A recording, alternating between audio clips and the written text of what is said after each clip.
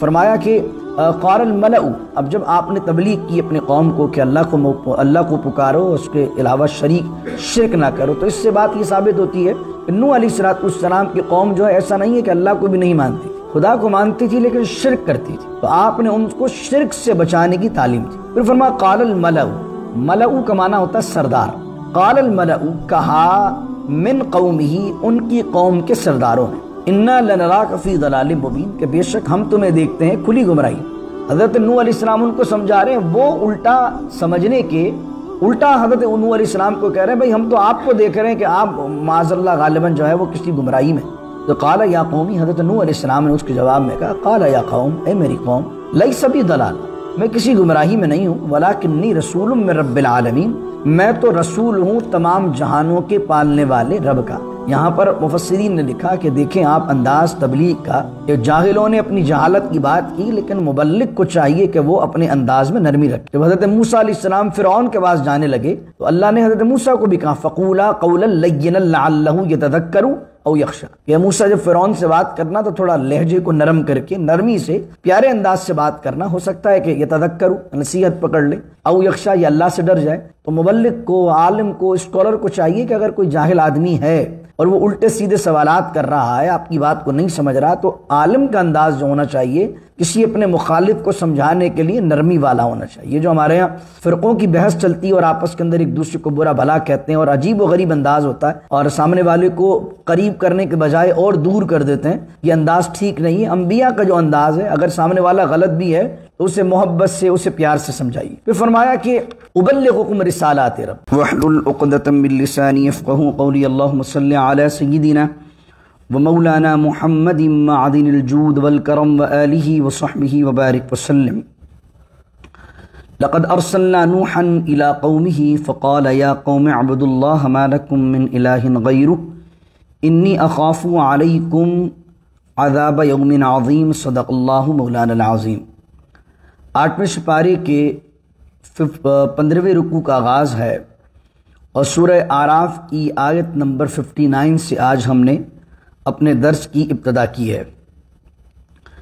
اللہ رب العزت ارشاد فرماتا ہے کہ لقد ارسلنا نوحا الی قومہ، اور بے شک ہم نے بھیجا نوح کو الی قومہ، اس کی قوم کی طرف، فقال، اور نوح نے کہا، یا قوم، اے میری قوم، اعبدوا اللہ، عبادت کرو اللہ کی، ما لکم من الہ غیرہ، کہ اس کے سوا کوئی معبود نہیں ہے، انی اخاف علیکم، اور میں ڈرتا ہوں تمہارے لیے، عذاب یوم عظیم، ایک بڑے دن کے عذاب سے۔ سورہ اعراف کا جس طرح میں نے ابتدا میں ذکر کیا تھا آپ کے سامنے کہ ابتدا میں اللہ نے جناب آدم کے قصے کو اور شیطان کے قصے کو بنایا کہ انسانیت کی ابتدا کہاں سے ہوئی۔ دوسری طرف پھر اللہ نے فوراً اس تذکرے کے بعد اللہ رب العزت نے جنتیوں کا اور جہنمیوں کا ذکر کیا، اس کے فوراً بعد اللہ نے اپنی توحید کا اور اپنے سے دعا مانگنے کا ذکر کیا، اور یہاں سے 15ویں رکوع سے آغاز ہو رہا ہے اللہ تعالیٰ نے جو رسول دنیا بھیجے ہیں ان کی دعوت کے کیا پیغام تھے، انہوں نے کس طرح دعوت دی۔ اب ایک طرف تو نبی کریم صلی اللہ علیہ وسلم کو دلاسا دیا جا رہا ہے کہ صرف آپ کی ہی قوم آپ کو نہیں جھٹلا رہی، بلکہ اس سے پہلے جب نبیوں نے دعوت دی ہے تو ان کے بھی جھٹلانے والے موجود تھے۔ دوسری طرف نبی کریم صلی اللہ علیہ وسلم کا یہ معجزہ بھی ہے کہ اس معاشرے کے اندر اہل کتاب یہودی عیسائی موجود تھے اور حضور علیہ السلام امی تھے، حضور علیہ السلام نے کسی سے دنیا میں پڑھا لکھا نہیں تھا، اور حضور جان عالم صلی اللہ علیہ وآلہ وسلم اس کے باوجود بھی ان پرانے قصوں کو اور تذکروں کو بیان کر رہے ہیں۔ تو حضور بغیر پڑھے کسی سے ان تمام قصوں کو بیان کر رہے ہیں، یہ بھی اس بات کی دلیل تھی کہ رسول کریم صلی اللہ علیہ وآلہ وسلم کو اللہ رب العزت نے اپنی طرف سے خاص وحی کا علم عطا فرمایا، کیونکہ اس وقت توریت کے پڑھنے والے بھی موجود تھے اور انجیل کے پڑھنے والے ہی موجود تھے، اور حضور جناب نوح کے بارے میں یا کوئی ایسا نام ذکر کرتے جو ایگزسٹ ہی نہیں کرتا ہوتا تو سب سے پہلے تو توریت پڑھنے والے اعتراض کرتے کہ بھائی یہ کون سی بات کر دی، نوح تو کوئی بندہ ہی نہیں گزرا اور عاد تو کوئی قوم ہی نہیں ہوئی ہے۔ حضور علیہ السلام نے بغیر کسی سے پڑھے قوم عاد کا، قوم لوط کا، ثمود کا، نوح علیہ السلام کا ذکر کیا، تو اس سے مراد کیا تھی کہ نبی کریم صلی اللہ علیہ وسلم وہی دین کو لے کر آنے والے ہیں جو جناب آدم لے کر آئے، جو جناب نوح لے کر آئے، جو جناب ابراہیم علیہ السلام لے کر آئے۔ اب حضرت نوح کی بات کیوں کی جا رہی ہے کہ جو انبیاء اور رسول کے ذکر ملتے ہیں آپ کو، 6 رسول ہیں جن کے بڑے خاص تذکرے آپ کو قرآن میں ملتے ہیں۔ جناب صالح کا ذکر ملتا ہے، جناب حضرت ہود کا ذکر ملتا ہے، جناب نوح کا ذکر ملتا ہے۔ ترتیب بار وہ ذکر سب کا آئے گا۔ اس کی وجہ یہ کہ یہ جو خطاب ہو رہا ہے یہ ہو رہا ہے قریش سے، اور قریش کیونکہ عرب کے رہنے والے ہیں، تو جو جزیرہ عرب ہے، جو عرب پیننسولا ہے، آپ اس کو عراق بھی شامل کر لیجئے، یمن کو بھی شامل کر لیجئے، شام کو بھی شامل کر لیجئے، فلسطین کو بھی شامل کر لیجئے۔ تو اللہ رب العزت نے اس عرب کے اندر جو انبیاء اور رسول بھیجے، اللہ نے بطور خاص ان کا ذکر کیا یہاں پر، تاکہ جو عرب کے کفار ہیں ان کو بتایا جائے کہ یہ جو عرب کی سرزمین ہے، جن کے تم نام جناب ابراہیم کے جانتے ہو، جناب آدم کے جانتے ہو، یہ تمام کے تمام لوگ اللہ کے واحد ہونے کی دعوت کو ہی پیش کر کے گئے۔ اب جناب نوح علیہ السلام کا ذکر یہاں کیا۔ نوح علیہ السلام کی قوم کہاں آباد تھی؟ اگر آپ بائبل کا مطالعہ کرتے ہیں اور قرآن کو پڑھتے ہیں تو اولڈ ٹیسٹمنٹ جو توریت ہے، آج بھی توریت یہ بیان کرتی ہے، اور تاریخ اور ہسٹری پڑھتے ہیں تو حضرت نوح علیہ السلام کی قوم آباد تھی بابل میں۔ بابل جو ہے وہ عراق کا پرانا نام ہے۔ بابل کے علاقے کے اندر جناب حضرت نوح علیہ السلام کی قوم آباد تھی، اور دجلہ و فرات کے کنارے یہ لوگ رہا کرتے تھے۔ اللہ رب العزت نے 40 سال میں، اور ایک روایت کے مطابق 50 سال میں جناب نوح علیہ السلام کو نبوت سے سرفراز فرمایا۔ اب ان کی بعثت ہوئی، اور 950 سال 950 ایئرس حضرت نوح علیہ السلام کی اپنی قوم کو تبلیغ کی، اور 950 سال بعد بھی ایک روایت کے مطابق ابن کثیر نے لکھا 40 مرد اور 40 عورتیں ہی ایمان لے کر آئے، 80 لوگ ایمان لے کر آئے۔ اور پھر حضرت نوح علیہ السلام نے اپنی قوم کو تنبیہ کی، اور جب 950 سال ہو گئے تو اللہ رب العزت کی بارگاہ میں دعا کی کہ مالک میں نے تو اپنی حجت تمام کر دی ہے۔ اب اللہ رب العزت نے حضرت نوح علیہ السلام کو فرمایا کہ آپ کشتی بنائیے۔ وہ آگے بھی اس کا تفصیل سے ذکر آئے گا 12ویں سپارے میں، لیکن ضمناً ایک ذکر آ رہا ہے ان کا، تو میں مختصر ان کا تعارف آپ کے سامنے پیش کر رہا ہوں۔ تو حضرت نوح علیہ السلام نے کشتی بنائی، کشتی میں لوگوں کو سوار کیا، اور یہاں سے کشتی روانہ ہوئی، اور طوفان نوح آیا۔ تمام دنیا کے لوگ اس میں مر گئے سوائے ان 80 لوگوں کے۔ اور یہ جو کشتی ہے یہ ٹھہری ہے جودی پہاڑ پر جا کر، جو 12ویں پارے میں ذکر آئے گا، وَاسْتَوَتْ عَلَى الْجُودِيِّ۔ یہ جودی پہاڑ کہاں پر ہے؟ یہ آرمینیا اور ترکمانستان، کردستان اور آرمینیا کے اندر ایک علاقہ ہے جہاں پر پہاڑوں کے سلسلے موجود ہیں۔ آج بھی وہاں جودی پہاڑ موجود ہے۔ تو یہ وہاں جا کر کشتی طوفان نوح کے بعد ٹھہری، اور طوفان نوح کے بعد حضرت نوح علیہ السلام نے وہاں پر قیام فرمایا۔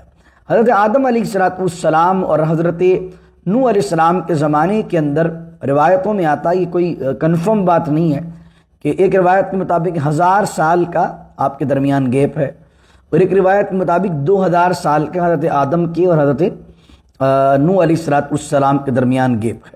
حضرت نوح علیہ السلام پہلے رسول ہیں، حضرت آدم نبی ہیں، حضرت ادریس نبی ہیں، لیکن رسول کون ہوتا ہے؟ جس پر خاص طور پر اللہ کوئی کتاب نازل کرے اور کسی قوم کی طرف اس کو بھیجے، اور کہے کہ بھئی یہ پرٹیکولر تمہیں احکامات ہم دے کر بھیج رہے ہیں۔ تو انبیاء اور رسول کے اندر جو پہلے رسول ہیں وہ حضرت نوح علیہ السلام ہیں۔ حضرت ادریس علیہ السلام کے پڑ پوتے لگتے ہیں حضرت نوح علیہ السلام۔ تو نوح علیہ السلام کے حوالے سے میں نے عرض کر دیا کہ آپ ذہن میں بنا لیجئے، بابل میں، عراق کا پرانا نام ہے، بابل کے اندر جو ہے وہ آپ رہا کرتے تھے، آپ کی قوم آباد تھی۔ اب اس رکوع کو سنیے تاکہ آپ کو سمجھ میں آئے۔ ایک بابل ہے جو افغانستان میں، وہ بابل اور ہے۔ ایک بابل ہے جو افغانستان، جس کو بیبیلونیا کہتے ہیں انگلش کے اندر، بیبیلونیا عراق کا پرانا نام ہے۔ فرمایا کہ قال الملأ، اب جب آپ نے تبلیغ کی اپنے قوم کو کہ اللہ کو پکارو، اس کے علاوہ شرک نہ کرو، تو اس سے بات یہ ثابت ہوتی ہے کہ نوح علیہ السلام کی قوم جو ہے ایسا نہیں ہے کہ اللہ کو بھی نہیں مانتی تھی، خدا کو مانتی تھی لیکن شرک کرتی تھی، تو آپ نے ان کو شرک سے بچانے کی تعلیم دی۔ پھر فرمایا قال الملأ، ملأ کا معنی ہوتا ہے سردار۔ قال الملأ، کہا من قومہ، ان کی قوم کے سرداروں نے، انا لنراک فی ضلال مبین، کہ بے شک ہم تمہیں دیکھتے ہیں کھلی گمراہی۔ حضرت نوح علیہ السلام ان کو سمجھا رہے ہیں، وہ الٹا سمجھنے کے الٹا حضرت نوح علیہ السلام کو کہہ رہے ہیں بھائی ہم تو آپ کو دیکھ رہے ہیں کہ آپ معاذ اللہ غالباً جو ہے وہ کسی گمراہی میں. تو قال یا قومی، حضرت نوح علیہ السلام نے اس کے جواب میں کہا قال یا قوم، اے میری قوم، لیس بی ضلالہ، میں کسی گمراہی میں نہیں ہوں، ولکنی رسول من رب العالمین، میں تو رسول ہوں تمام جہانوں کے پالنے والے رب کا. یہاں پر مفسرین نے لکھا کہ دیکھیں آپ انداز تبلیغ کا، جاہلوں نے اپنی جہالت کی بات کی، لیکن مبلغ کو چاہیے کہ وہ اپنے انداز میں نرمی رکھے. جب حضرت موسیٰ علیہ السلام فرعون کے پاس جانے لگے تو اللہ نے حضرت موسیٰ کو بھی کہا فقولا قولا لینا لعلہ یتذکر او یخشی، کہ موسیٰ جب فرعون سے بات کرنا تو تھوڑا لہجے کو نرم کر کے نرمی سے پیارے انداز سے بات کرنا، ہو سکتا ہے کہ یتذکر نصیحت پکڑ لے، او یخشی یا اللہ سے ڈر جائے. تو مبلغ کو، عالم کو، اسکالر کو چاہیے کہ اگر کوئی جاہل آدمی ہے اور وہ الٹے سیدھے سوالات کر رہا ہے، آپ کی بات کو نہیں سمجھ رہا، تو عالم کا انداز جو ہونا چاہیے کسی اپنے مخالف کو سمجھانے کے لیے نرمی والا ہونا چاہیے. جو ہمارے ہاں فرقوں کی بحث چلتی ہے اور آپس کے اندر ایک دوسرے کو برا بھلا کہتے ہیں اور عجیب و غریب انداز ہوتا ہے اور سامنے والے کو قریب کرنے کے بجائے اور دور کر دیتے ہیں، یہ انداز ٹھیک نہیں ہے. انبیاء کا جو انداز ہے، اگر سامنے والا غلط بھی ہے تو اسے محبت سے، اسے پیار سے سمجھائیے. پھر فرمایا کہ ابلغکم رسالات ربی، اور میں پہنچانے والا ہوں، میں تو صرف تبلیغ کرنے والا ہوں، رسالات ربی، اپنے رب کے پیغامات کا. میں تمہارے پاس کیوں نبی بن کے اللہ نے مجھے بنا کے بھیجا ہے؟ اس لیے کہ میں اللہ کے پیغامات تم تک پہنچاؤں. وَأَنصَحُ لَكُمْ، اور میں تمہارے لیے نصیحت کرنے والا ہوں. وَأَعْلَمُ مِنَ اللَّهِ مَا لَا تَعْلَمُونَ، اور اللہ کی جانب سے میں وہ جانتا ہوں جو تم نہیں جانتے. یعنی میں جانتا ہوں کہ اگر تم نہیں مانے تو اللہ کا عذاب آئے گا. اور اَوَعَجِبْتُمْ أَن جَاءَكُمْ ذِكْرٌ مِّن رَّبِّكُمْ عَلَىٰ رَجُلٍ مِّنكُمْ، اور کیا تمہیں اس بات پر تعجب ہے کہ اللہ نے تم میں سے ہی ایک مرد پر جو ہے اپنے ذکر کو نازل کر دیا؟ یعنی وہی مجھ پر آ گئی اور میں تمہارے اندر کا ہی ایک مرد ہوں، تمہاری قوم سے میرا تعلق ہے. کیا تمہیں اس بات پر تعجب ہے؟ لِيُنذِرَكُمْ، اور وہ چاہتا ہے کہ میں نے جو پیغامات اللہ نے مجھے دے کر بھیجا ہے میں اس کے ذریعے سے تمہیں ڈراؤں. وَلِتَتَّقُوا، تاکہ تم اللہ کی طرف سے جب انذار کرو، اللہ کے احکامات کو سنو، تاکہ تم تقوی اختیار کرو، اور جب تقوی اختیار کرو گے وَلَعَلَّكُمْ تُرْحَمُونَ، تاکہ تم پر رحم کیا جائے. فَكَذَّبُوا، تو حضرت نوح علیہ السلام کی قوم نے انہیں جھٹلایا. فَأَنجَيْنَاهُ، تو اللہ کہتا ہم نے انہیں جو ہے نجات دی. وَالَّذِينَ مَعَهُ فِي الْفُلْكِ، اور جو لوگ ان کے ساتھ تھے کشتی میں ان کو بھی نجات دی. وَأَغْرَقْنَا الَّذِينَ كَذَّبُوا بِآيَاتِنَا، اور ہم نے غرق کر دیا ان لوگوں کو جن لوگوں نے ہماری آیتوں کو جھٹلایا. انہم کانوا قوما عمین، اور بے شک وہ قوم اندھی تھی. مراد یہ نہیں تھا کہ ان کی آنکھیں نہیں تھیں، مراد یہ تھا آنکھیں ہونے کے باوجود بھی اگر اللہ کے احکامات نظر نہیں آ رہے، اللہ کا رسول نظر نہیں آ رہا. 950 سال تبلیغ، سوچیے آپ 950 سال تبلیغ اور 80 لوگ مسلمان ہوں، 80 لوگ بات کو مان رہے ہیں. تو اللہ کہہ رہا ہے انہم کانوا قوما عمین. یہاں پر ایک بات ایک اور مفسر نے بڑی اچھی لکھی کہ دیکھو اللہ کو دنیا کی پرواہ نہیں ہے، اللہ کو اپنے مومنوں کی پرواہ. جب اللہ جلال میں آتا ہے تو اللہ پھر 80 بچا لیتا، پوری دنیا کو تباہ کر دیتا، پوری دنیا پر عذاب بھیج دیتا. تو اللہ تعالیٰ اپنے متبعین ہمیں شامل فرمائے. اب 16ویں رکوع کے اندر قوم عاد کا ذکر ہوتا ہے. اب سمجھ لیجئے قوم عاد کون سی ہے. عاد کی 2 قسمیں ہوتی ہیں، ایک ہے عاد اولا اور ایک عاد ثانیہ. عاد قسم قوم کے اندر سے حضرت نوح علیہ السلام. یہاں سے میں نے کیا کہا کہ کردستان اور آرمینیا آپ کی جو ہے وہ رکی کشتی. تو آپ کے 3 بیٹے تھے آپ کے، سام بن نوح اور اس کے علاوہ اور بھی حام بن نوح.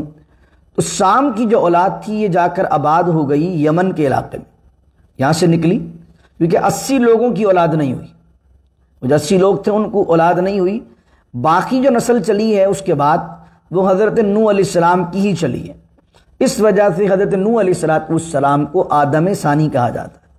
ہم حضرت آدم کی بھی اولاد ہیں اور دوسرے نبی کس کی اولاد میں سے؟ حضرت نوح علیہ السلام کی اولاد میں سے. اس لیے حضرت نوح کا لقب جو ہے وہ آدم ثانی. بعض اوقات پاکستان کے اندر جب وہ اسلامک لیکچرشپ کے کوشچن آتے تھے تو اس میں کبھی کبھی یہ بھی کوشچن آ جاتا تھا اگر لیکچرشپ کے لیے کہیں بندہ اپلائی کرتا تھا کہ آدم ثانی کس نبی کو کہا جاتا ہے، تو اس کے جواب کیا آدم ثانی کس کو کہا جاتا ہے؟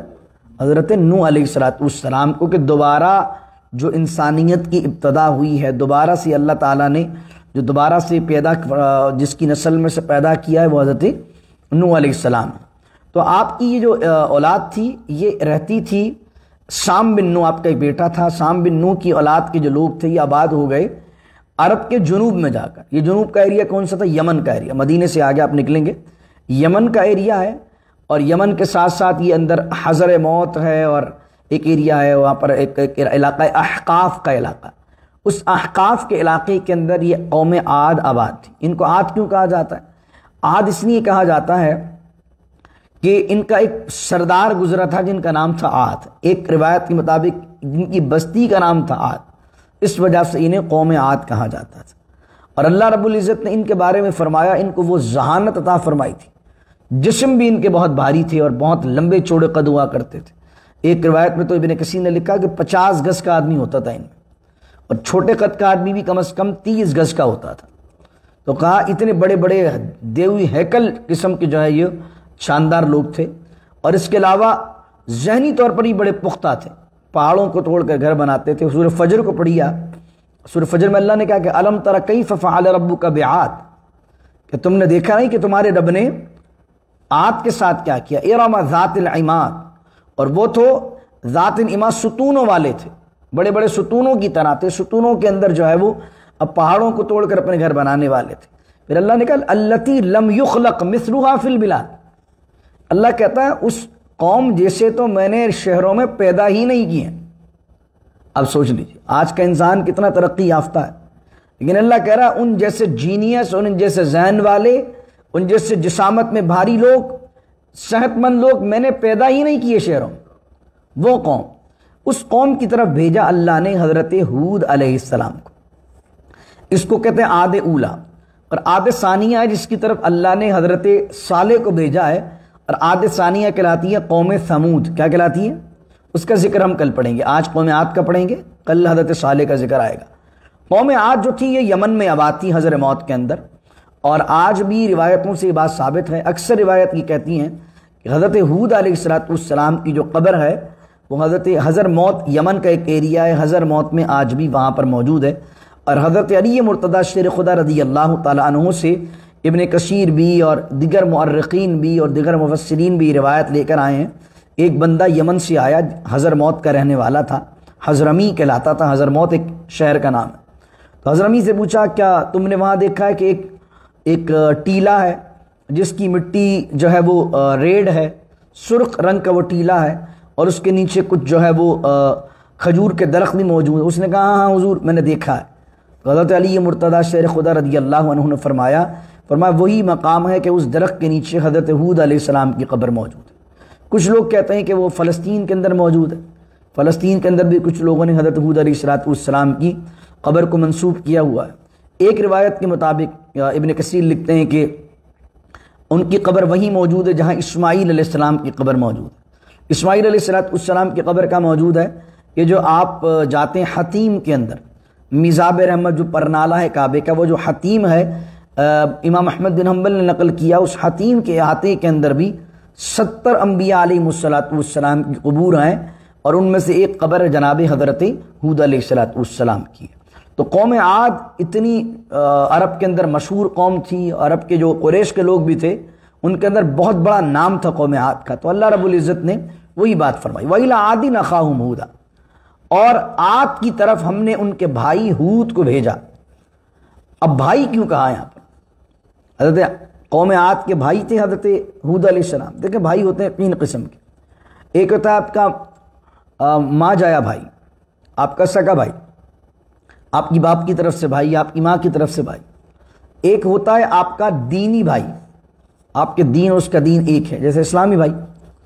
اور تیسرا ہوتا ہے آپ جس علاقے میں رہتے ہیں آپ کا وطنی بھائی، آپ کا ذاتی بھائی، آپ کا میمن بھائی، آپ کا پنجابی بھائی، آپ کے علاقے کا بھائی ہے۔ تو یہاں پر جو حضرت ہود علیہ السلام کو بھائی کہا گیا وہ وطنی بھائی ہے، اس علاقے کے وہ بھی رہنے والے تھے، اس علاقے کے وہ بھی رہنے والے تھے۔ جس طرح ہم یہاں رہتے ہیں تو یہاں ہمارے ساتھ عیسائی وغیرہ یہ جو بھی ہوتے ہیں تو ہم ان کو بھی برادرز کہتے ہیں، ہائی برو ہاؤ آر یو۔ وہ ہمارے کون سے بھائی ہیں؟ وہ وطنی بھائی ہیں، ہمارے علاقائی بھائی۔ لیکن ان سب میں جو اخوت کا سب سے بڑا درجہ ہے وہ ہے دین کا۔ یہاں پر جو بات کی جا رہی ہے نہ یہاں دینی بھائی ہیں نہ سگے بھائی ہیں، بلکہ یہاں بھائی کس حوالے سے کہا جا رہا ہے؟ وطنی بھائی کہ ایک جیسا علاقہ ہے۔ وَإِلَىٰ عَادٍ أَخَاهُمْ هُودًا، اور عاد کی طرف ہم نے بھیجا ان کے بھائی ہود کو۔ اب وہی دعوت کا انداز ہے، یعنی یہ بتانا مقصود ہے کہ نبیوں کی دعوت ایک ہی رہی، وہی لفظ آ رہے ہیں جو جناب نون اپنے قوم کو کہے تھے۔ قال یا قوم اعبدوا اللہ، انہوں نے کہا اے میری قوم اعبدوا اللہ، اللہ کی عبادت کرو، ما لکم من الہ غیرہ، اس کے سوا کوئی معبود نہیں ہے، افلا تتقون، اور تقوی کو اختیار کرو۔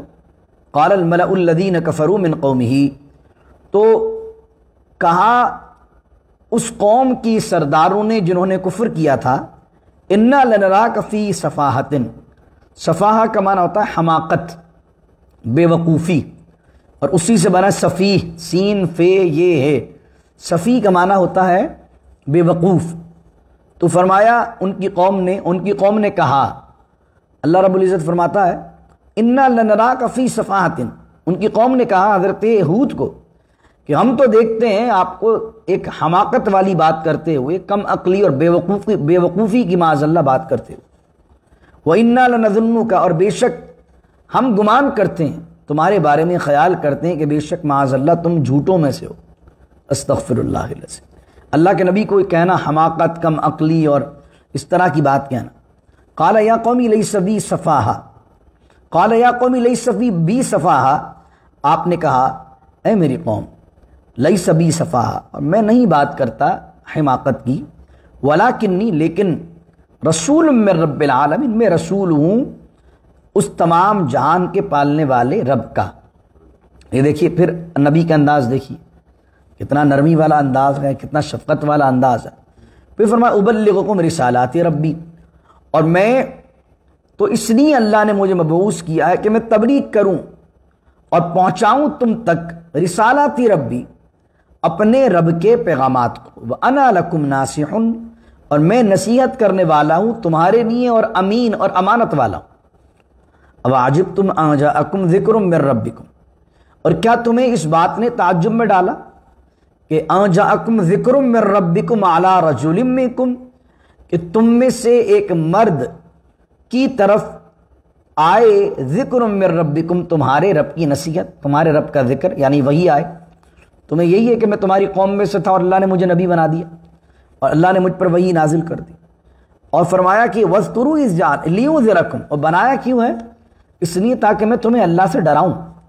وَاذْكُرُوا إِذْ جَعَلَكُمْ، اور یاد کرو إِذْ جَعَلَكُمْ، جب اللہ نے تمہیں بنایا تھا، خلفاء من بعد قوم نوح، حضرت نوح علیہ السلام کی قوم کے بعد زمین میں جانشین۔ اللہ نے تمہیں حضرت نوح علیہ السلام کی قوم کے بعد ایک قوم عاد جانشین بنایا۔ یاد کرو اللہ کی قوم کو، اللہ نے تمہیں عزتیں دی ہیں، قبیلے بنائے ہیں، سرداری عطا فرمائی ہے۔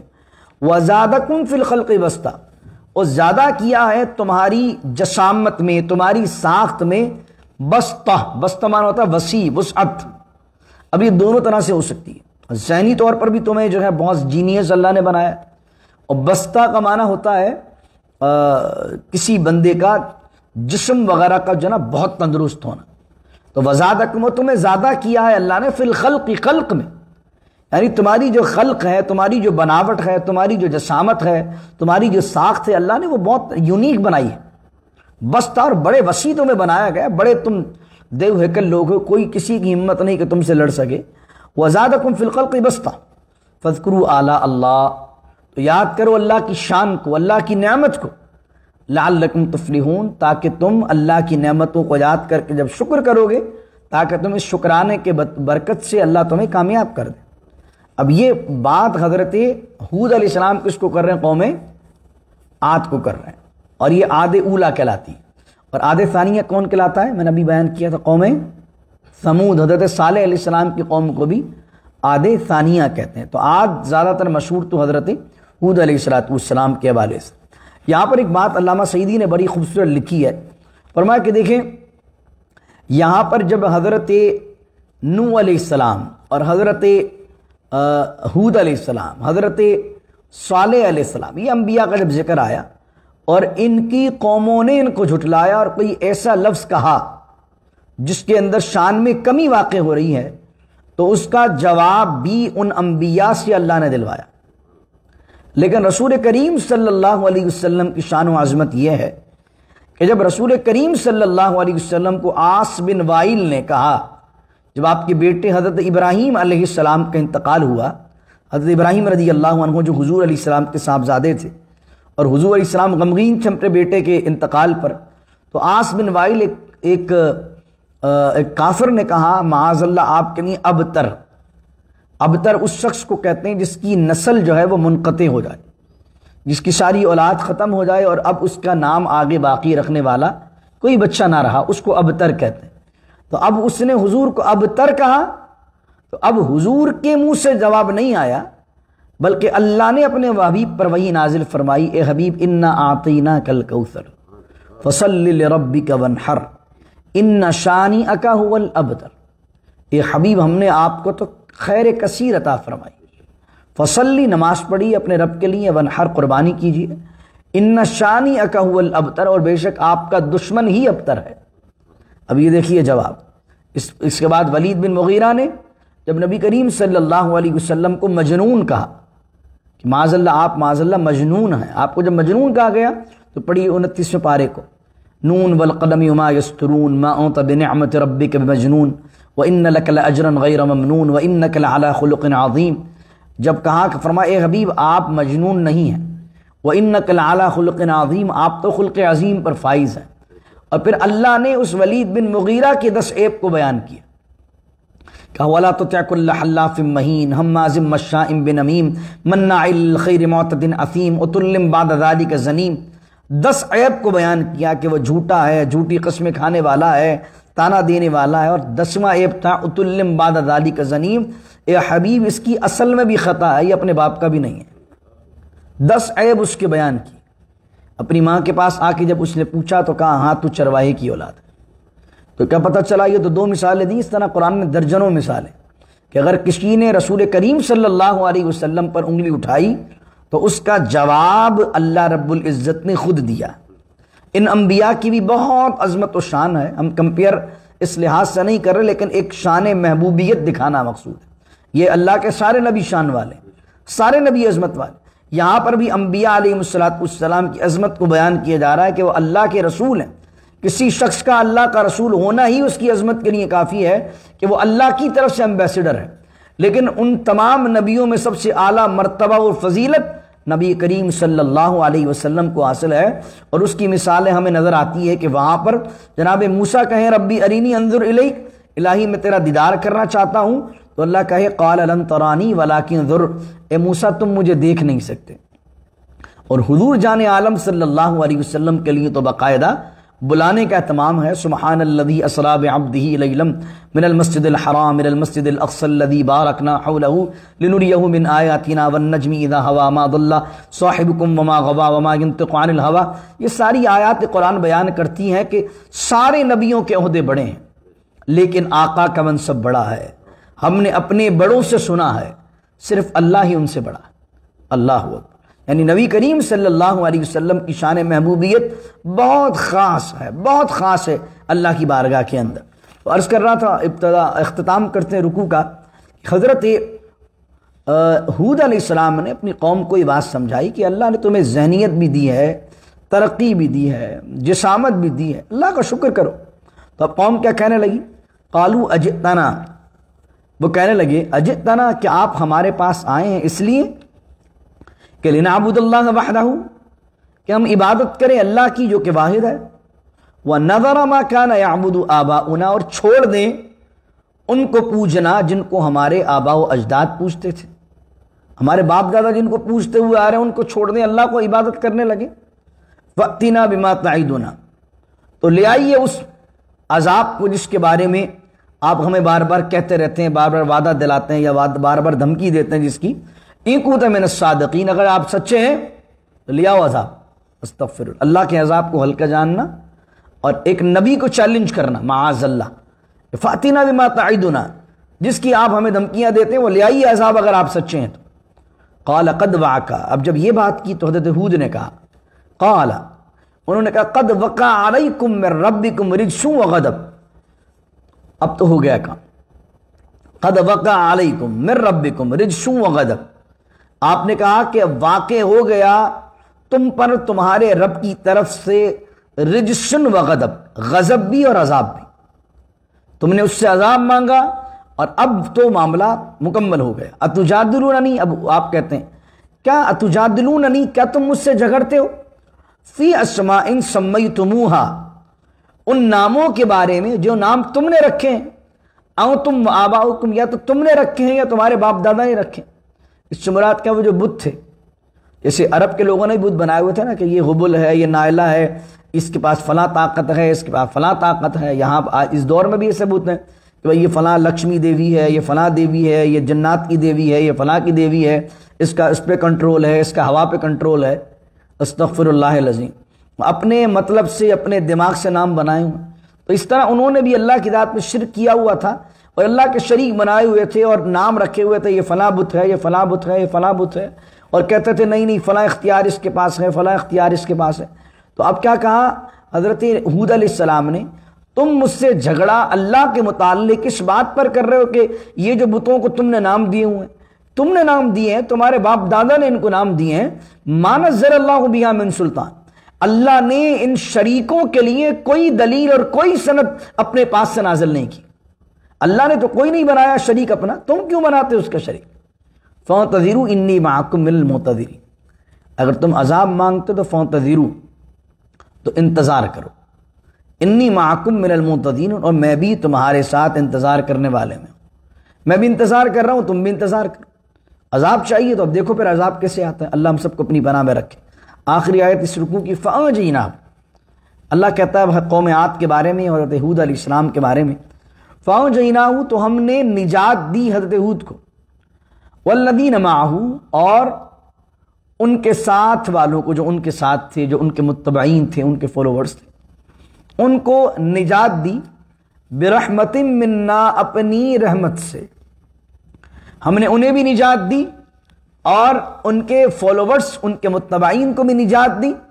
وقطعنا دابر الذین کذبوا بآیاتنا، اور ہم نے قطع کر دی، کاٹ دی، دابر، دابر کا معنی جڑ، ہم نے کاٹ دی جڑ، الذین کذبوا بآیاتنا، ان لوگوں کی جو ہماری آیات کو جھٹلانے والے تھے، وما کانوا مؤمنین، اور وہ ایمان لانے والے نہیں تھے۔ قوم عاد پر عذاب کیسے آیا، وہ حضرت ہود علیہ السلام کے نام سے جو سورت منسوب ہے، سورہ ہود، اس میں پورا تفصیل سے ذکر آئے گا، لیکن یہاں ذکر آ گیا تو میں آپ کے سامنے بیان کر دوں۔ ان پر عذاب کیسا آیا کہ 3 سال تک ان کے یہاں بارش نہیں ہوئی، تو وہ بارش کے لیے کہتے تھے کہ بارش ہو جائے، بارش ہو جائے، تو اللہ رب العزت نے بادل بھیجے کالے، تو وہ سمجھے بارش آنے والی ہے، اور اللہ نے حضرت ہود علیہ السلام اور ان کے ساتھ والوں کو کہا کہ وہ بستی چھوڑ جائیں۔ وہ بستی چھوڑ گئے، اور اس کے بعد ایک آندھی چلی، اور اتنی تیز آندھی تھی، اور وہ 7 دن اور 8 راتوں تک چلتی رہی، جس نے ان کے ایک ایک بندے کو اٹھا کر دیواروں پر، پہاڑوں پر پٹخ دیا اور پوری قوم کو تباہ و برباد کر دی۔ وَقَطَعْنَا دَابِرَ الَّذِينَ كَذَّبُوا بِآيَاتِنَا، اللہ نے ان کی جڑ کاٹ دی۔ ایسی عظیم، ایسی شاندار قوم جن کے بارے میں اللہ کہہ رہا ہے الَّتِي لَمْ يُخْلَقْ مِثْلُهَا فِي الْبِلَادِ، ان کے مثل تو ہم نے شہروں میں پیدا نہیں کیا۔ آج ان کی قوم کا ایک آدمی بھی باقی نہیں ہے۔ قوم عاد سے تعلق رکھنے والا ایک ایسی قوم جو نامور قوم تھی، ذہین قوم تھی، دیو ہیکل قوم تھی، اللہ نے جب کاٹا جڑ سے، اللہ اگر کسی کو کاٹتا ہے تو پھر ایسا کاٹتا ہے کہ اس کا نام و نشان باقی نہیں رہتا، تو ہوئے نامور بے نشاں کیسے کیسے، زمیں کھا گئی نوجواں کیسے کیسے۔ تو اللہ کی طاقت بڑی ہے، وہی بادشاہ ہے، وہی مالک ہے، عزت، ذلت، اختیار سب میرے اللہ کے ہاتھ میں ہے۔ اللہ تعالی ہمیں اپنے غضب سے بچائے، ہمیں اپنے عذاب سے بچائے، عذاب قبر سے بچائے، عذاب جہنم سے بچائے، اسلام پر استقامت دے، اور اپنے تمام نبیوں کا اور ان کی دعوت کا، اور خصوصاً ہمارے پیارے آقا صلی اللہ تعالی علیہ وسلم کی اخلاق کا، ان کی سیرت کا متبع ہم سب کو بنائے، ہماری اولادوں کو بنائے، اور ہمیں ہماری نسلوں کو اسلام پر استقامت دے اور ہم سب کا خاتمہ ایمان بالخیر فرمائے۔ بسم اللہ الرحمن الرحیم، الحمدللہ رب العالمین والصلاة والسلام علی اشرف الانبیاء والمرسلین۔ ربنا ظلمنا انفسنا وان لم تغفر لنا وترحمنا لنكونن من الخاسرین۔ رب اجعل لي مقیم الصلاة ومن ذریتی ربنا وتقبل دعاء ربنا اغفر لي ولوالدي وللمؤمنين يوم يقوم الحساب۔ ان اللہ وملائکتہ یصلون علی النبی یا ایہا الذین آمنوا صلوا علیہ وسلموا تسلیما۔ اللہم صل علی سیدنا ومولانا محمد معدن الجود والکرم وآلہ وصحبہ وبارک وسلم۔ سبحان ربک رب العزة عما یصفون والسلام علی المرسلین والحمد للہ رب العالمین۔ لا الہ الا اللہ محمد الرسول اللہ صلی اللہ علیہ